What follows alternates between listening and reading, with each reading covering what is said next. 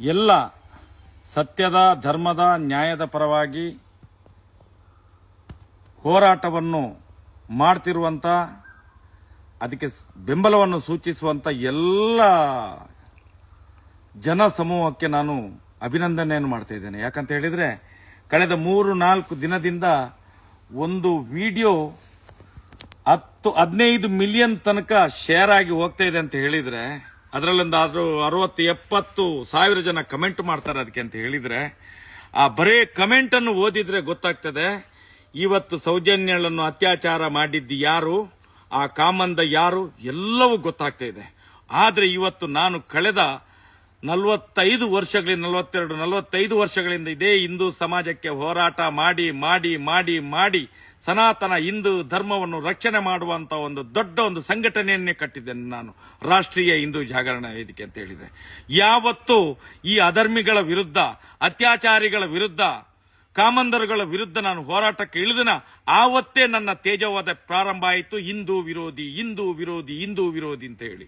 ಇವತ್ತೊಬ್ಬ ಸಾಮಾನ್ಯ ಮುಸ್ಲಿಂ ಯುವಕ ಇವತ್ತು ಒಬ್ಬ ಏನು ಅಧರ್ಮದ ವಿರುದ್ಧ, ಅನ್ಯಾಯದ ವಿರುದ್ಧ, ಅತ್ಯಾಚಾರ ವಿರುದ್ಧ ಒಂದು ಸಣ್ಣ 39 ನಿಮಿಷದ ವಿಡಿಯೋ ಬಿಟ್ಟದ್ದಕ್ಕೆ ಅವನನ್ನು ದೇಶದ್ರೋಹಿ, ಹಿಂದೂ ವಿರೋಧಿ, ಅವನು ಮತ ಅಂದ, ಹಾಗೆ ಹೀಗೆ ಬಿಂಬಿಸ್ಲಿಕ್ಕೆ ಶುರು ಮಾಡಿದ್ರು.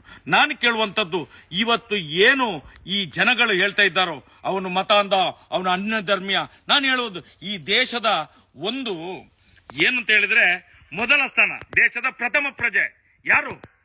ರಾಷ್ಟ್ರಪತಿಯವರು. ಅಬ್ದುಲ್ ಕಲಾಂನನ್ನು ಮಾಡ್ಲಿಲ್ವಾ? ಈ ದೇಶ ಒಪ್ಪಿಕೊಳ್ಳಿಲ್ವಾ? ಅಬ್ದುಲ್ ಕಲಾಂ ಮುಸಲ್ಮಾನರಲ್ವಾ ಅವರು? ಅದ್ರ ಬಗ್ಗೆ ಯಾಕೆ ಮಾತಾಡೋದಿಲ್ಲ ಇವರು? ಅದನ್ನು ಕೇಳ್ತೇನೆ ನಾನು. ಇನ್ನೊಂದು ಕಡೆಯಲ್ಲಿ ಧರ್ಮಸ್ಥಳ ಹಿಂದೂ ದೇವಸ್ಥಾನ ಅಲ್ವಾ?